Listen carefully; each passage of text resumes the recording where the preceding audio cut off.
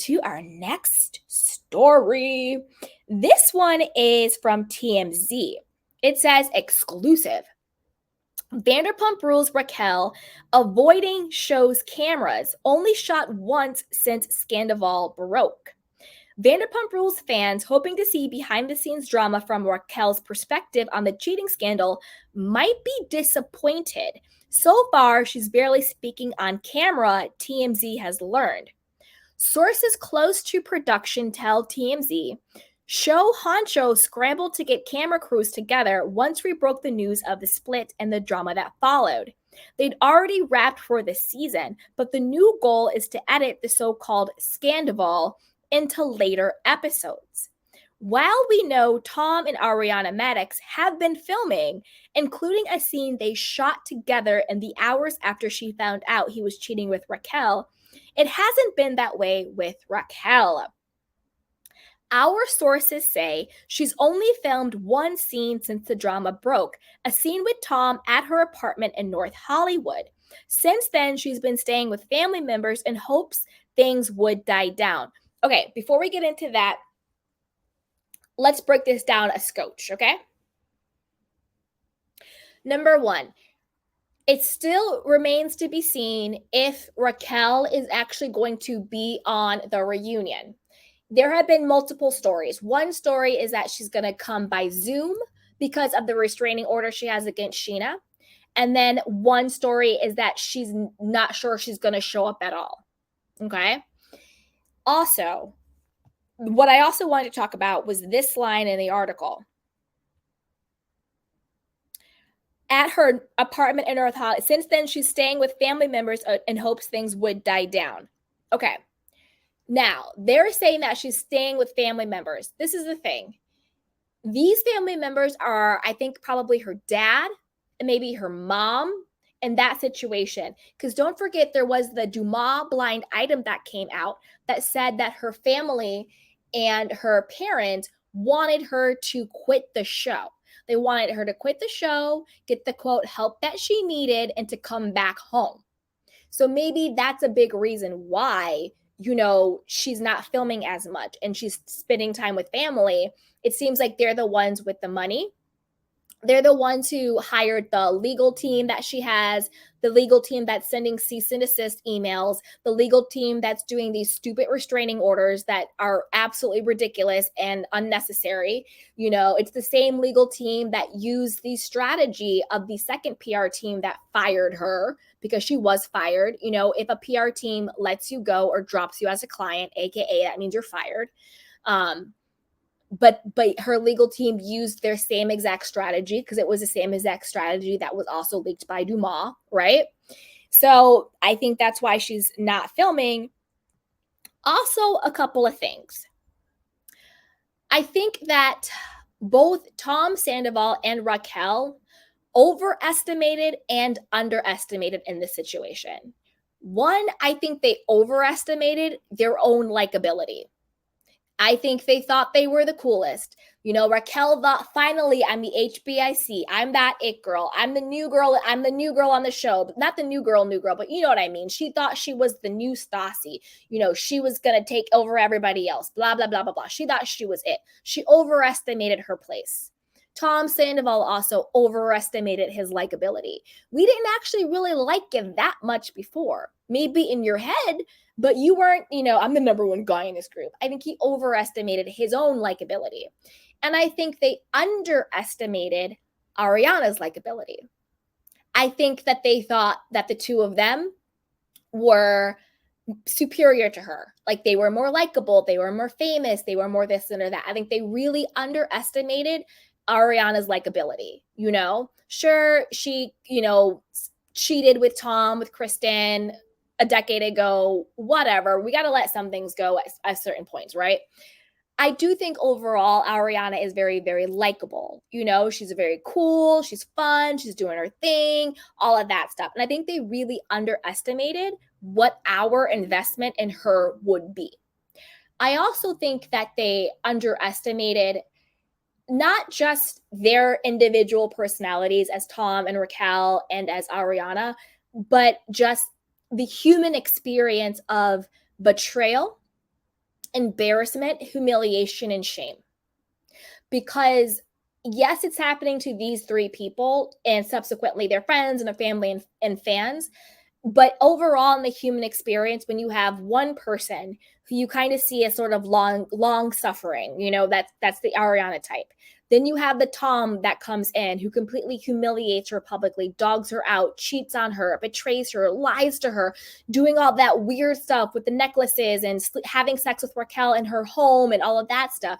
Then you have the Raquel character that comes in and she's pretends to be your friend and she smiles in your face and she acts all innocent all the while she's busting it open for your boyfriend, 2 doors down while you're sleeping in your own home, right? That mixture, that storytelling, that experience is so ingrained in our human experience. We've all felt humiliated at times, embarrassed at times, lied to at times, cheated on, betrayed, played, felt to feel and look stupid. How do you trust myself? How do I trust others? How do I trust him? How do I trust her? That is such a not cliche. What word am I looking for? It's not a cliche. It's such a ingrained storyline in humanity. It's classic. It's a classic storyline. Pretty much in all stories, in all love stories, right?